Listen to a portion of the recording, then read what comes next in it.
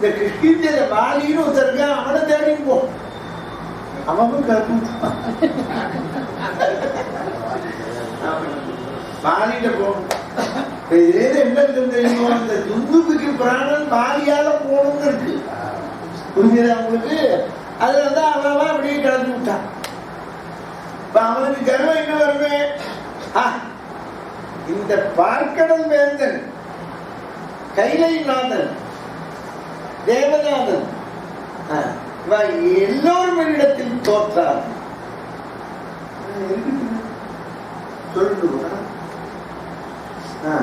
சொல்லட்டுமே, இப்ப என்ன நடக்க போறேன், தோத்து போனதாவே இருக்கட்டும். இப்ப என்ன மகுடத்தை சூட்டின்னு விட்டா ஜெயிச்சாங்கிறதுக்கு யோசனை பண்ணிப்பாரு. போகிறேன், வாலியை பார்க்கிறேன் சொல்ல பாரு.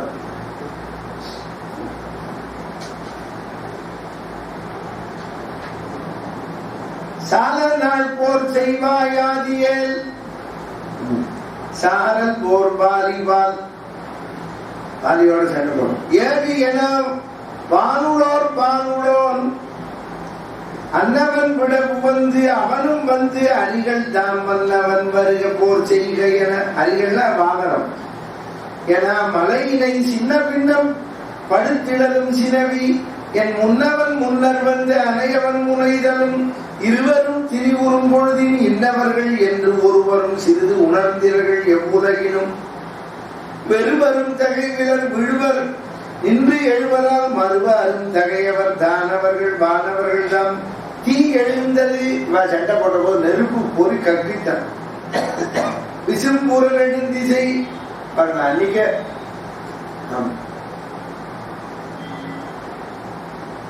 எல்லாம் போய் எழுந்தது முழக்குடன் எழுந்து புகை தோய நன் புணரியும் தொடர் சடன் தடன் கரிகளும் சாய் அழிந்தன அடித்தளம் எடுத்திடலால் அற்றது ஆகிய செருப்புரி வரும் அளவினில் கொற்றவாலியும் அவன் குலவு தோல்வதியோடும் பற்றி ஆசையின் நெடும்பனை மறுப்பீணை பறித்து எற்றினான். அவன் வான் இடியில் நின்று உறங்கினான். நாம் சண்டை போடுறான். இப்படி சண்டை நடக்குது. யாருக்கு? வாலிக்கும் இந்த எருமக்கடை உருவத்தில் இருக்கிற துந்துபிங்கிற அந்த துந்துபியோட சண்டை நடக்கிறது எத்தனை வருஷக்கணக்காக. இப்ப இதுல இருந்து நீங்க ஒண்ணு தெரிஞ்சுக்கணும். வருஷக்கணக்கா துந்துபியும் சண்டை போடுறான், மாசக்கணக்கா மாயாவையும் போட்டான். அவ வீரத்துல பாதி மரத்துல பாதி வரும்னா இவ்வளவு நாள் போடுவாளா?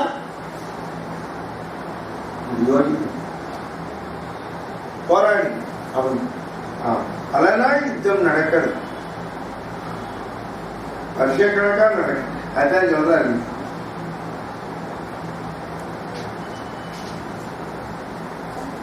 கபலி இங்கு இது என கருதலும் கொடுத்திருந்து இவர்களும் குருதிப்பட்டு இசைதொரும் திசைதொரும் சுவர் பணிந்தன என பொசி துதைந்தன துணை பவர் நெடும் பனை மதம் பயிலும் வன் கரிகளே. ஒரே சண்டை. புயல் கடந்து இரவிதன் புகழ் கடந்து அயலுடோர் இயலும் மண்டிலம் இகழ்ந்து இணையவும் தவிரமேல் வைரவன் கரதலத்து அவன் வலித்து எறிய அன்று உயிரும் பின்படர இவன் உடலும் இப்பரிசரோ. அவனை கொன்று எட்டி உதைச்சான். அவனை கொன்று இப்படி இல்லை எட்டி உதைச்சு அவன் உயிர் எடுத்தான். முத்தீவான் முகடு சென்று அளவி இம்முடை உடல் கட்டி மால்வரையை வந்து ஊறுதலும் கருமையான். அவனை கொண்டு அந்த துந்துபியோட உடம்ப தூக்கி அடிச்சான். அடிச்சா அது இங்க வந்து விழுந்து. இந்த இடம் யாருன்னா மதங்கர் ஆசிரமம், சபரிக்கு குரு. இந்த மதங்கர் ஆசிரமத்துல வந்து இந்த எருமக்கடா விழுந்து அவர் சபிச்ச. எல்லாரும் ஏன் கலப்பி விட்டான்னு பார்த்தா சிவனை ஒழிக்கும். அதுதான் தெரிஞ்சுக்கணும். நான் ரொம்ப பெரியவா அப்படிதான் சொல்லாம வச்சுக்கணும். நம்ம ஒழிக்கதான் அந்த உடம்பு வந்து இதோட மதங்கர் சபிச்ச ஞானத்துல பார்த்த. இந்த ராட்சத உடம்ப இங்க பொண்ணு எவன்டா போட்டான்? நீ இங்க வந்தேன்னா தலை வெடிச்சிடும். அவ்வளவு இப்படி ஒருத்தன் பராக்கிரம அவனை கொண்டானே, அவன் உடம்ப அங்கேயே போட வேண்டியதானே, போட்டு தகனம் பண்ணி இருக்கலாமோ, பூமியில புதைச்சிருக்கலாமோ, அதை எதுக்கு வெட்டி உதைக்கிறான்? அது பண்ண முடியாது. எப்பவுமே தெரிஞ்சுக்கணும், நம்முடைய பராக்கிரமத்தை காட்டுறோம்னா பிறருக்கு இடையூறாக இருக்கக்கூடாது. நம்ம பராக்கிரமத்தை காட்டணும். இப்ப ராமர் காமிச்சார், மரத்தை எரிச்சார், தகனம் பண்ணார், யாருக்காவது இடைஞ்சலாச்சா? பிறருக்கு நல்லதை பண்ண. நம்ம பிறருக்கு இடையூறு செய்யவே கூடாது. இடையூறு செஞ்சோம் கஷ்டம். சொல்ற பாருங்க, மால் வலையை வந்து ஊறுதலும் கருணையாம் இட்ட சாபமும் எனக்கு உதவும் என்று இயல்பினன் பட்டவா முழுதும் பருவினால் உரை செய்தான். நீங்க வந்தா தலை வெடிக்கும் அப்படின்னு மதங்கர் கொடுத்த சாபம் எனக்கு பிரயோஜனமா இருந்தது. எங்க அண்ணா வராத இடம் இங்க இருக்கேன், அவன் இங்க வர முடியாத, புரியுது, இந்த பக்கம் வர முடியாது. அதுதான் எல்லாரும் தெரியும். இது மாதிரி ராவணனுக்கு பிரம்மா கொடுத்த விரும்பாத பொண்ணை தொட்ட தலை பத்தும் வெடிக்கும். அதுதான் எல்லாரும் தெரிஞ்சுக்கணும். எவ்வளவு பெரிய பராக்கிரமம் இருந்தாலும் அதை நல்ல விதமாக ஒருவன் உபயோகப்படுத்தவில்லை என்றால் தெய்வம் தண்டிக்கும். எல்லாரும் கத்துக்கணும். பிறர் மனம் நோகும்படியாக எல்லாரும் என்னால முடியாதுன்னு நம்ம ஊருக்கு அனுப்புறப்போ அந்த வாலி யோசிக்க வேண்டாமோ? தேவேந்திரனாலேயே முடியல, பெருமாள் முடியல, சிவன் முடியலன்னு நம்ம போய் இதுல தலையில்லாமா யோசிச்சு எருமக்கிடாம அதோட கும்பிட்டுக்கலாமல். அப்பா பிரம்மா விட்டு சிவனே உங்க சண்டைக்கு வேண்டாம்னுக்கா, நீ என்ன இதுக்கு கூப்பிடுற? அவள்னா ஏதோ விவரம் தெரியாம என்கிட்ட அனுப்பிச்சுட்டா, நீ கூப்பிட்டு வான்னு சொல்லிருக்கலாம் முடியும். அவன் பலத்தை காமிச்சு அவனை கொன்னு அவன் உடம்ப தூக்கி போட்டு கடைசியில என்ன பண்ண, கஷ்டத்தை உண்டு பண்ணிட்டான். அதனாலதான் நம்ம வந்து ட்ரெயின் பஸ் எல்லாம் போற போது குப்பையெல்லாம் தூக்கி போடக்கூடாது, பின்னால் இருக்கிறவங்க மேல போடணும். ரொம்ப பேர் விவரம் தெரியாம ட்ரெயின்ல ஓடுற ட்ரெயின்ல ஜன்னல்ல இப்படி கையெழுப்பான், அது காத்துல அந்த தண்ணி பக்கம் பின்னால் இருக்கிறவங்க மேல படுமே. அதுதானே பாத்ரூம் வச்சிருக்கேன். குப்பையை ரோட்ல போடக்கூடாது, காத்தடிச்சா பக்கத்து வீட்டுல போய் விடும். அப்ப அவன் வீட்டுல போட்டா நம்ம வீட்டுக்கு தானே வரும். அதனாலதான் டச்சு பிடிந்து போடுறது வச்சிருக்காங்க, பேப்பர்ல போட்டு எடுத்து போடணும். புரியுது? இல்லைன்னா துந்துக்கு உடம்பு போட்ட வாரி மாதிரி நம்மளும் குப்பையை போட்டோம்னா அவன் குப்பை வந்து விழுந்து சவிப்பான், விடங்கு. அப்படின்னா ஒருத்த போய் பேச்சு வாங்கக்கூடாது. நூத்தருக்கு வந்து ஏன்னா இந்த கதையிலையும் தெரிஞ்சுக்கணும். ட்ரெயின் பஸ்ல போறோம், கார்ல போறோம் அப்படின்னா ஒருத்தர் பின்னாலேயே வேகமா வர ஆரன் அடிச்சு வரான்னா அவனுக்கு வழி விட்டுறணும். நான் முன்னால போறேன், நீ வரக்கூடாதுன்னு சொல்லணும். வழி நம்ம அவன் நீதி சாஸ்திரத்துல சொன்னாங்க, கண்ணீரண்டே யாவர்க்கும் கற்றோருக்கு 2 விழி. படிச்சவனுக்குதான் 2 கண்ணு. கண்ணு நின்று என்ன வழிவிடணும். விழியினுடைய நோக்கமே வழிவிடணும்.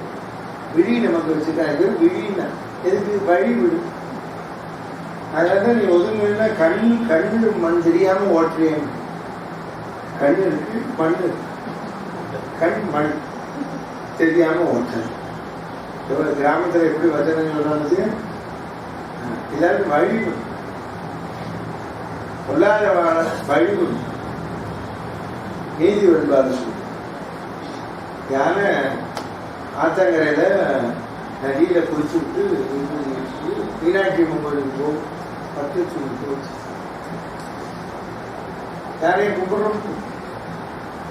அந்த யானை இப்படி வரும்போது ஒரு ஓடை வரும், வாய்க்கா பால் சின்னது. அது எழுத்தாப்புல ஒரு பள்ளி வரும். அது ஆத்துல குளிச்சுட்டு வரும்.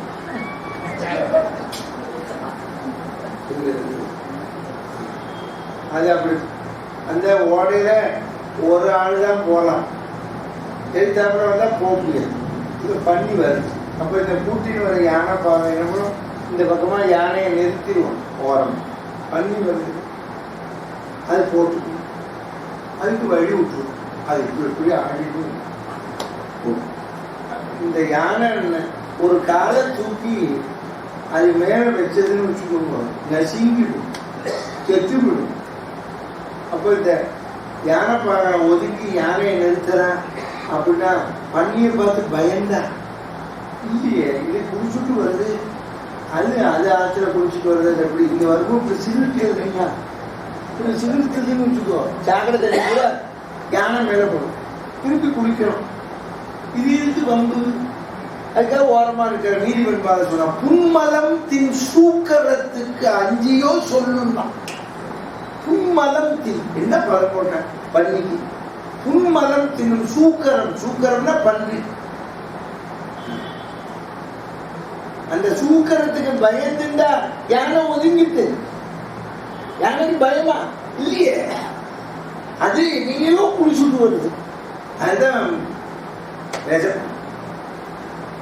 இந்த மாதிரிலாம் ஒதுங்கு, முட்டாள கேட்டால் தூர விலகு. அவனோ துஷ்டன் வரான், இவனோ பாரி கிஷ்கிந்தைக்கு ராஜா இந்திரன் மகன், தப்பு தண்டனை பண்றவன் போலாமா, அந்த குணத்தையே இவன் வளர்த்து கொண்டு விட்டான். எல்லாரையும் சண்டை போடும். பாலிகிட்ட என்ன சிவபக்தி இருந்து என்ன, என்ன பராக்கிரமம் இருந்து என்ன, எது இருந்து பிரயோஜனம் இல்லை. நம்ம எப்பவுமே நல்லதை வளர்த்துக்கணும், கெடுத்ததை போய் வளர்த்துக்கப்படாது. அதை எதுக்கு வளர்க்கணும்? ஆழ்வார் பாசுரத்திலே சொல்வது போல் பாரதியார் சொன்னானே, நமக்கு எது வேண்டும்? ஒற்றுமை சேர்ந்தது. நம்ம ஒற்றுமையா கற்றவர் காய்வது கமனையே. நமக்கு ஒற்றுமை இருக்கணும். பிறரிடம் போய் சண்டைக்கு போகக்கூடாது. வலியவே ஒருத்தன் சண்டைக்கு வர வேண்டாம். அவெல்லாம் ஒதுங்கினாலே கத்துனானா, பிரம்மா விஷ்ணு சிவன் தேவலோகத்தில் இருக்கிற தேவேந்திரன்னா எங்கிட்ட சண்டைக்கு வராது, பராக்கிரம வாலிக்கு போன்னு எப்ப அவெல்லாம் சொன்னாலும் இவன் ஜாக்கிரதையா இருக்க வேண்டாமோ. நீங்க அதுதான் இந்த கதையிலிருந்து தத்துவம் தெரிஞ்சுக்கணும். நம்முடைய பராக்கிரமத்தை, நம்மிடத்திலே இருக்கக்கூடிய மேலாண்மையை நல் விஷயத்தில் காட்ட வேண்டும். துன்மார்க்கத்திலே காட்டி பிறரோடு சண்டையிட்டு நாம் செய்யக்கூடாது. ஒருத்தரோட போய் எதுக்கு சண்டை போடணும்?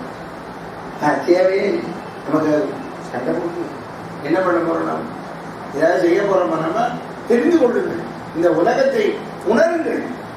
நாம் இந்த உலகத்திலே ஒன்றை மட்டும் உணருங்கள். தயவு செய்து உங்களுக்கு சொல்லுகிறேன், யாரும் நம்முடைய எங்க தகவல் சொல்லுவார், உன்னோட அறிவை நல்வழியை செலுத்து.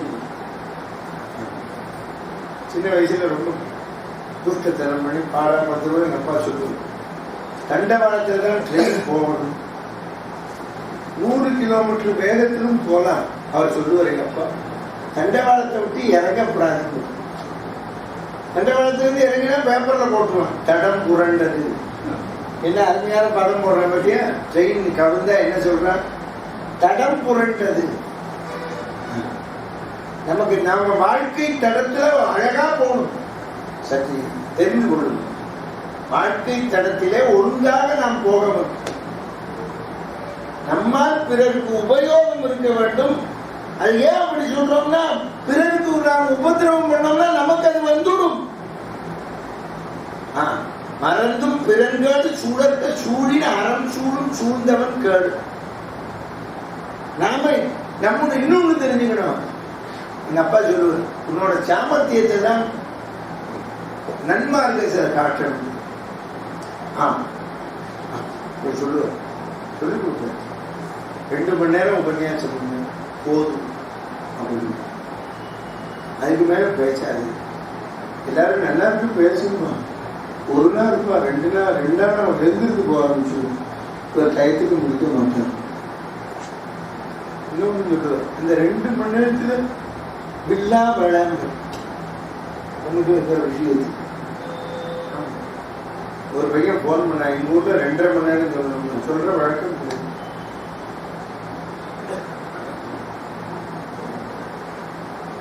2 மணி நேரம் தான் சொல்லு. அப்பா சொல்லுது நம்ம பராக்கிரமத்தை நம்மோட பெருமையை எங்க காட்டணும்? நாம என்ன தொழில் கொண்டிருக்கோமோ அதுல காட்டணும். இன்னும் ஃபர்தரா படிக்கணும், டெவலப் பண்ணிக்கணும். நம்ம வாழ்க்கையோட தத்துவம் தெரிஞ்சுக்கணும். ஒரு படிப்பு படிச்சோம் அதோட சரியில்லை, அது சும்மா சர்டிபிகேட் தரான். சர்டிபிகேட் தான் நினைச்சிருக்கான். பிஎஸ்சி, எம்எஸ்சி, பிஇ, எம்பிபிஎஸ்சி ஏதோ பட்டம் கொடுக்குறான், முடிச்சிருக்காங்க. சர்டிபிகேட் வாங்கியாச்சுன்னா இவன் எல்லாம் தெரிஞ்சுக்கிட்டான்னு நினைச்சுக்கிறாங்க. சர்டிபிகேட் எதுக்கு கொடுத்துருக்காங்கன்னா, பார்த்தா நீ கொஞ்சம் தெரிஞ்சுட்டு இருக்க, இனிமேல் நிறைய தெரிஞ்சுக்கணும். சர்டிபிகேட் எதுக்கு தரான்னு தெரிஞ்சுக்கோ. நமக்கு முழுக்க தெரியாது, எதுவும் முழுமையும் பெற முடியாது இந்த உலகத்துக்கு. நம்ம சும்மா ஒரு அத்தாட்சி தரான், கவர்மெண்ட்ல வச்சிருக்கான், இது வரைக்கும் படிச்சிருக்க. அனுபவங்கிறது வேறைய. அது ஒண்ணு இருக்கு. அப்பெல்லாம் இந்த மாதிரி கல்யாண கான்ட்ராக்டர், இந்த மாதிரி சமையல் மொத்தமாக எடுத்தது சமையல் கான்ட்ராக்ட்லாம் கிடையாது. 40 வருஷத்துக்கு முன்னாடி நாமளே ஒரு சமையல்காரனை கூப்பிட்டு வருவோம், மளிகை சாமானை வாங்கி தருவோம், ஒருத்தர் நிர்வாகம் பண்ணுவோம். அப்படிதான் வீடுகளில் இப்போ வீடுகள்லேயே கல்யாணம் பண்ணுவா. இந்த மாதிரி கல்யாணம் பண்ணுறவெல்லாம் கிடையாது. அக்கராரத்தில் ஒருத்தர் தங்க வைப்பா, பையன் வீட்டை சேர்ந்தவாளை, இவா பொண்ணு வீட்டை சேர்ந்தவா, அவன் எங்கேயோ தங்கிப்பா, சாப்பிடுவா, கல்யாணம் பார்ப்பா. அப்புறம் தான் மக்களைப்பட்டது கல்யாணம் பண்ணுறவெல்லாம். இப்போ தான் அதெல்லாம் எங்கள் மானாமரில் எங்கள் அம்மாவோட தங்கைக்கு கல்யாணம், எங்கள் சித்திக்கு. நாங்கள் 8ஆம் கிளாஸ் தெருவில் தான் பந்தலை போட்டு கல்யாணம். சமயக்காரன் பின்னால் சமைப்பான். எங்கே தங்கிறது, எங்கே ஃபேன் உண்டா, இதெல்லாம் கேட்க மாட்டேன். அவன் எங்கேயோ ஒரு திண்ணையில் படுத்துக்குவான். எனக்கு ஃபேனை கொண்டா, தலைகாணியை கொண்டா, அதான் கேட்க மாட்டேன். இப்போ எல்லாம் வரும்போதே கேட்குறான், எல்லாம் இருக்கா, அட்டாச்சுடா, ஏன் அட்டாச்மெண்ட்டே கூடாதுன்னா அட்டாச்சுடா, எல்லாம் அட்டாச்சுடா. நீங்கள் எனக்கு ஒரு தனி ரூம் கொடுங்க, இல்லைன்னா நாங்கள் வர மாட்டோம், வரவே வேண்டாம், இப்போ வரலே வேணாம். இப்படி இப்படி அமர்க்கப்படுத்துறாங்க. அப்போ கிடையாது. அப்போ அந்த சமையல் இப்போ அது வேணும், இது வேணும், இந்த எல்லாம் இப்படி இப்படித்தான் மெனு போடணும்னு இப்போ எல்லாத்தையும் போடுறேன். அதெல்லாம் பண்ணக்கூடாது. எங்கள் பிராமணத்திலேயே பண்ணுறேன், அதெல்லாம் பண்ணக்கூடாது, கண்டிச்சேன் நான். வெங்காயம் முன்னே சேர்க்கக்கூடாது. பித்திருக்களை நினைக்கிறோம், பித்திருக்களை பேசினாலே இந்த வெங்காயமே இப்போ சேர்க்கக்கூடாது. ஸ்ட்ரிக்டா பண்ண என் பொண்ணு கல்யாணம், நோ வெங்காயம், நோ பூ. என்ன காரியம் பண்ண நீ கல்யாணம் பண்ணுறது ஒரு தடவை நீ யாரோ நீ தானே கேட்டு வெங்காயம் போட மாட்டேங்குது, கேட்கலாம் பண்ணிட்டு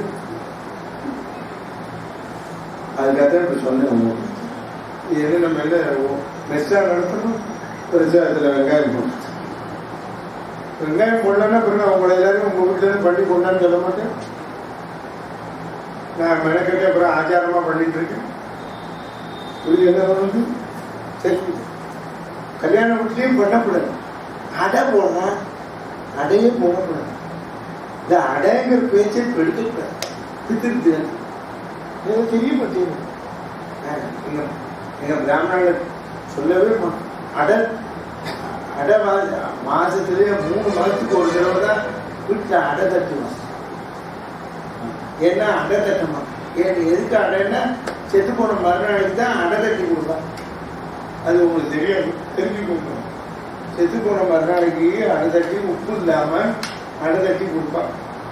அங்க போய் சாம்பலை தனியா மனுஷ உடம்பாக்கி மந்திரம் சொல்லி இந்த அடையை போடுவோம். ஏன்னா அந்த ஆத்மா ஓடணும். அந்த வார்த்தையும் சொல்லக்கூடாது. இப்படி எல்லாம் வச்சிருந்தா சாஸ்திரத்துல அதை எல்லாம் பண்றேன். எப்படி இருக்கும்? ராட்சசாம்சம் தான். அதை சாப்பிடுறது, இதை சாப்பிடுறது, இந்த வாழ்க்கை இதெல்லாம் வந்தது காரணம் என்னன்னு சொல்லிட்டு புரியுது. இப்படி எல்லாம் அந்த எதுக்கு சொல்றேன்னா அப்பெல்லாம் எதுவும் கேட்க மாட்டேன், சிம்பிளா இருப்பா. எங்க சித்திக்கு கல்யாணம் இப்படி எல்லாம் இருக்குமா, அதனாலதான் புது இடத்துலயே சாப்பிடக்கூடாதுன்னு வச்சேன். அப்பெல்லாம் இப்படிலாம் கிடையாது, ஏதோ போட்டதை சாப்பிடுவோம். சாமர்த்தியமா நடந்துக்கணும்னு சொல்றேன், நம்முடைய திறமையை காட்டுறது அந்த சப்ஜெக்ட் வேற. எங்க சித்தி கல்யாணத்துல போதும், ஒரு பந்தி ஆயிட்டு அடுத்த பந்திக்கு 3 சாப்பிட உட்காந்து 150 ரூபாய் சமயக்காரன் ஓடி வரான். எங்க அப்பா தயிர் ஒரு டீம் எங்கேயாவது வாங்கிட்டு சொல்லுவாங்க, எங்க போகுது. அப்பெல்லாம் இந்த மாதிரி ஸ்கூட்டர் உண்டா, கார் உண்டா, மானாமரம் கிராமம், தயிர்னு சீட்ல தான் எழுதித்தது. எங்க போகுது தயிர். எங்க அப்பா பெரிய மாப்பிள்ளை, எங்க இருந்து சமயக்காரன், என்ன மாப்பிள்ளை தயிர் கொஞ்சமா தான் இருக்கு, இவ்வளவு பேருக்கு மோர் ஊற்றணும். இப்போ நான் வரேன், சமையக்கட்டுக்கு போ. சமையக்கட்டுக்கு போனேன். அங்கே அந்த அரிசியை களைஞ்சி வச்சிருந்த கழனி இவ்வளோ பெரிய அண்டா வரைய அதை வடிகட்டிருந்தேன். இந்த தயிரை ஊற்றி எல்லாம் பச்சை மிளகா கருவேப்பிலை எல்லாத்தையும் கரைச்சி போடு, தாளிச்சு போட்டு ஊற்றினார் எல்லாருக்கும். அவன் உப்பு புசுன்னு மாடு மாதிரி கொடுத்தான். இதனால்தான் கல்யாண வீட்டுல தான் சாப்பிடக்கூடாது.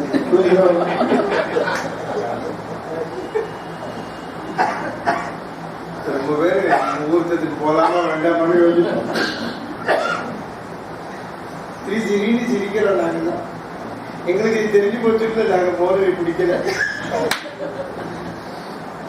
நாங்க எதுக்காக இதை சொல்றோம்னு, இதைத்தான் வீட்டுல பெண்களும் பண்ணுவா. அதனாலதான் சமயக்கட்டுக்குள்ள வரக்கூடாது அப்படின்னு